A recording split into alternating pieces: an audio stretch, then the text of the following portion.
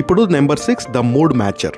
చాలాసార్లు మనం ఎదుటివారి మానసిక స్థితిని గమనించకుండా మన ఎనర్జీని వాళ్ళ మీద రుద్దుతుంటాం. కానీ ఒక స్మార్ట్ కమ్యూనికేటర్ అయితే ఎప్పుడు ఎదుటి వ్యక్తి మూడ్ని బట్టి తన వాయిస్ని, ఎనర్జీని అడ్రస్ చేస్తుంటాడు. దీనికి మీరు చేయాల్సింది ఏంటంటే, ఎవరితో అయినా సంభాషణ మొదలుపెట్టే ముందు ఒక సెకండ్ వాళ్ళని గమనించండి. వాళ్ళు సంతోషంగా ఉన్నారా, డల్గా ఉన్నారా, లేదా ఏదైనా టెన్షన్లో ఉన్నారా, వారి వైబ్కి తగ్గట్టుగా మీ మాటలను మొదలు పెట్టాలి.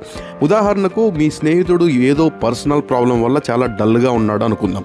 ఇప్పుడు మీరు ఫుల్ జోష్తో వెళ్ళి ఏంట్రా అలా ఉన్నో పద పార్టీకి వెళ్దామంటే వాళ్ళకి చిరాకు వస్తుంది. సో ఇప్పుడు స్మార్ట్ పద్ధతి ఏంటంటే, మీరు కొంచెం నెమ్మదిగా సాఫ్ట్ వాయిస్తో వాళ్ళ దగ్గరికి వెళ్ళి ఏమైందిరా, అంతా ఓకేనా, కొంచెం డల్గా కనిపిస్తున్నావు అంటే వాళ్ళ మూడ్ మ్యాచ్ చేసినట్టు మాట్లాడుతున్నట్టు ఉంటుంది.